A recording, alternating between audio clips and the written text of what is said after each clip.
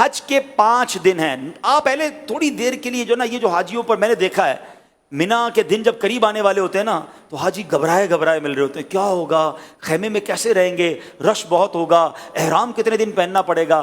حج کے دن قریب آئیں تو ٹینشن میں نہیں خوشی میں اضافہ ہونا چاہیے. سب سے پہلی بات, بہت بڑا ٹینشن ریلیز آپ کا یہ کر دیتا ہوں کہ احرام آپ نے 5 دن نہیں صرف 2.25 دن باندھنا ہے. صرف 2.25 دن کا احرام ہے. 1.5 دن تو پہلی عمرے میں باندھ لیا تھا آپ نے, پھر کائی کی ٹینشن ہے. پہلے میں نے کہہ دیا احرام فرینڈلی ہو جاؤ, اور حج میں میکسیمم 2.5 دن کا احرام ہے, کوئی 5 دن کا احرام نہیں ہے. ٹھیک ہے, تو آدھا ٹینشن تو ویسے ریلیز ہو گیا ہوگا. اب آ جاؤ حج کے 5 دن کیا کیا ہیں. 8 ذوالحجہ, 9 ذوالحجہ, 10 ذوالحجہ, 11 اور 12. ٹھیک ہے, یہ 5 دن حج کے جو اہم مناسک ہیں وہ اس کے اندر ہیں. 8 کو ہم نے کہاں جانا ہے, انشاءاللہ مینا جانا ہے. کہاں جائیں گے؟ ظہر کی نماز سے پہلے مینا پہنچ جائیں, اور 5 نمازیں مینا میں پڑھنی ہیں. ظہر, عصر, مغرب, عشاء اور فجر. فجر پڑھیں گے وہ کون سا دن ہو جائے گا؟ ویری گڈ, کون سا دن ہو جائے گا؟ 9 کا دن. 8 کی ظہر سے لے کر 9 کی فجر تک ہم نے مینا میں رہنا ہے. 5 نمازیں پڑھنا مینا میں سنت ہے. اب 9 کی فجر کے بعد یاد رکھیے گا, حج کا crucial day, most important day of حج, جس کو وقوف عرفہ اور جس کو یہ کہیں کہ وہ رکن اعظم ہے حج کا, اس کے بغیر حج ہی نہیں ہو سکتا, اور وہ ہے عرفات کا دن. اور اب یہ دن آ گیا ہے 9 ذوالحجہ, یہ یوم عرفہ کہلاتا ہے. اب حاجی کو جانا ہے عرفات کے میدان میں. جو 9 ذوالحجہ کا دن ہے وہ پورا دن ہم نے کہاں گزارنا ہے؟ عرفات میں. یہ خاص دن ہے. جیسے ہی ظہر کا وقت شروع ہوگا, سبحان اللہ, ظہر کا وقت شروع ہوا اور جتنے لوگ وہاں پر عرفات میں موجود ہیں احرام کی نیت کے ساتھ, وہ سارے کے سارے حاجی ہو گئے. ہاں, ایک لمحہ بھی کسی نے ظہر کا وقت شروع ہونے کے بعد سے لے کر اگلے دن صبح صادق سے پہلے عرفات میں گزار لیا, وہ حاجی ہو گیا. ہاں, لیکن جو صبح چلا گیا ہے یا ظہر کے وقت سے پہلے گیا یا ظہر کے بعد بھی گیا, وہ غروب آفتاب سے پہلے باہر نہیں نکل سکتا.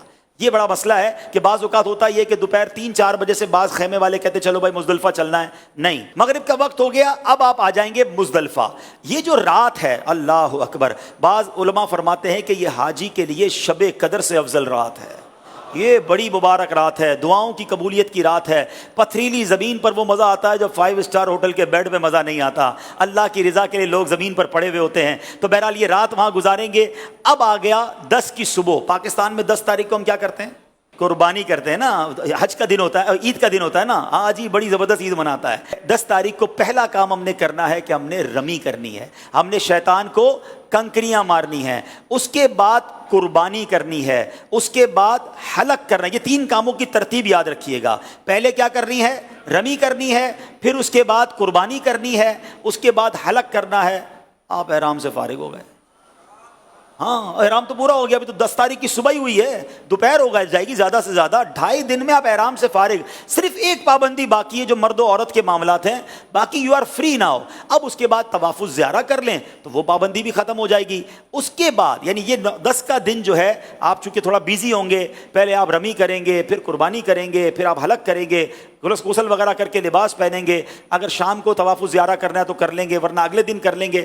اب صرف آپ نے 11 اور 12 کا دن گزارنا ہے مینا میں, اور راتیں گزارنی ہے مینا میں اور رمی کرنی ہے. ایک واجب باقی رہ جائے گا جس کو طواف رخصت کہتے ہیں, وہ جب وطن واپس جانا ہوگا تب آپ کر لیں گے. تو یہ ہے حج جو یہ 5 دن ہیں. اس میں پہلا دن مینا میں, اگلا دن عرفات میں, اور بقیہ 3 دن بھی مینا میں گزارنے ہیں. یہ آل ٹوگیدر 5 دن بنتے ہیں. اور آخری دن 12 کو عصر کے بعد مغرب سے پہلے آپ مکہ آ سکتے ہیں. تو یوں دیکھا جائے تو یہ 4.5 دن بنتے ہیں اور 4 راتیں ہیں. تو اٹس ناٹ ہیوج ورک. کوئی ٹینشن ڈالیں, اپنے ساتھ آپ ضرورت کا سامان لے جائیں گے اور لوگوں میں تقسیم کرتے رہیں گے تو انشاءاللہ حج میں کوئی ٹینشن اللہ نے چاہا تو نہیں ہوگی. آپ دوسروں کو ٹینشن ریلیز کرنے کا ذہن بنا لیں, انشاءاللہ آپ کی ٹینشن پہلے ہی ختم ہو جائے گی. انشاءاللہ ہم دوسروں کی مددگار بن کر حج کریں گے انشاءاللہ.